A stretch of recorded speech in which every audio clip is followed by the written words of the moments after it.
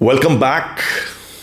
Pull up a chair or don't pull up a chair. I'm literally just talking into my mic from my home office right now. It's Sunday, early morning. It's about 7 a.m., not yet 7. So let me start with a quick confession. I have not been an employee in over 30 years. I've been the one, signing the leases, managing the partners, and yes, writing the paychecks at my own law firm. Until 3 years back, I took up a consulting position with a large law firm. So I'm not going to stand here and pretend I know what it is like to have a manager breathing down my neck today. But here is the thing. For 3 decades, I have had a front row seat watching brilliant associates, sharp paralegals, and even fellow partners destroy their well-being because they could not utter one tiny two-letter word. No. Yes, N-O, no. And honestly, I had to learn it myself, not from my senior, but from clients, demanding clients who thought at 8 p.m. email required 8:01 p.m. response. Opposing lawyers who wanted just one more extension on a Friday afternoon. And I used to say yes to all of it, thinking that that's what client service meant. Spoiler, it just meant I was exhausted and my family was annoyed. But let's look at the hard data because numbers don't lie. A 2025 survey from Resume Now found that a staggering 59% of employees say they frequently experience burnout specifically because they struggle to set boundaries. And nearly 1 in 3, 28% have actually quit a job purely because the stress of never saying no actually became unbearable. That's not a career strategy. That's a big red flag. Now, from my side of the desk, let me tell you a secret.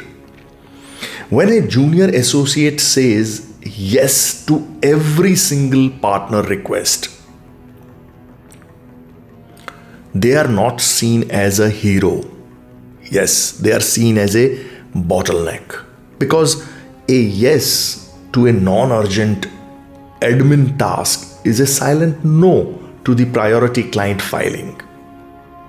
I would rather have someone firmly tell me, I cannot take that on right now. I can't take that on right now, than watch them fumble both tasks because they kind of overcommitted.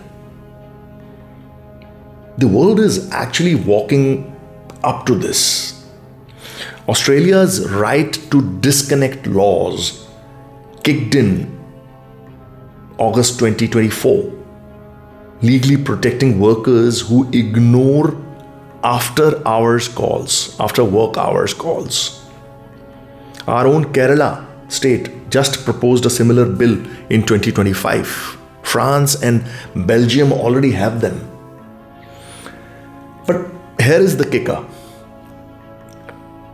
Even with the law on their side, I was reading only 30% of Australian workers actually feel comfortable exercising that right of not taking calls after working hours. 70% still pick up the phone out of pure guilt And look, I get that fear. If you are in a at-will employment state in the US, the legal reality is that they can terminate you for refusing overtime. That's scary. I won't sugarcoat it, but from my 3 decades of watching careers rise and fall, the people who get promoted in the organizations are not the ones who say yes to everything. Yes, they are the ones who deliver exceptional results on their core work because they protect their focus, which becomes visible eventually. Here is where the art comes in. The title says, without explaining yourself. Saying no without explaining yourself. And I mean it. As a lawyer, I can tell you, over-explaining is a liability.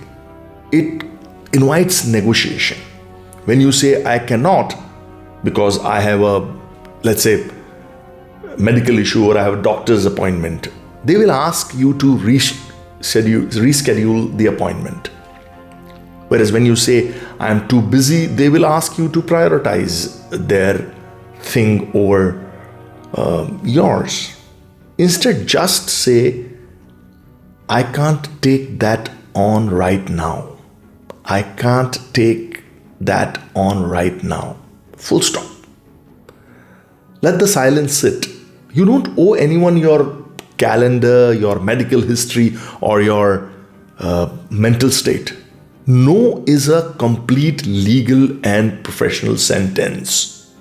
No is actually, now I'm saying, not a word. It's a sentence. And here is the stat that changed how I coach my own team. Employees who set firm boundaries are 50% more likely to report higher well-being. Not 5%, not 10%. Half.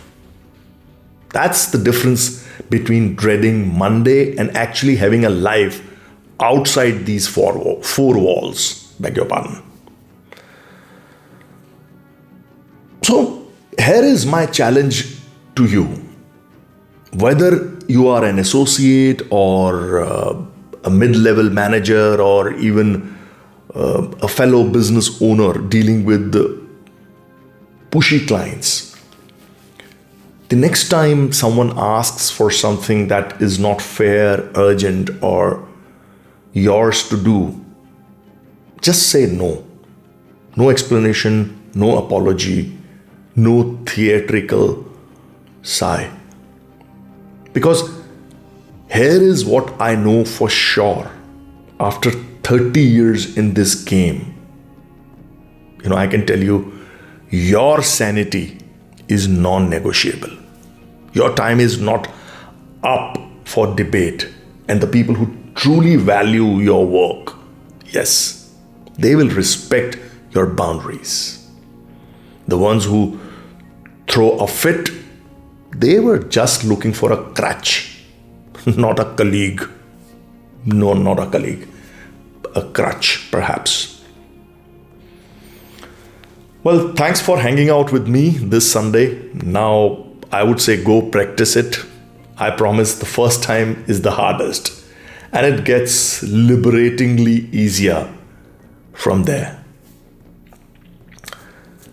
If this topic or issue hit home, hit subscribe. We have got a lot more real uncomfortable conversations to have in days to come and in episodes to follow in the Mentor Talk channel. So until the next episode, as I say, genuinely, good luck, good wishes, and of course, God bless. Enjoy your Sunday.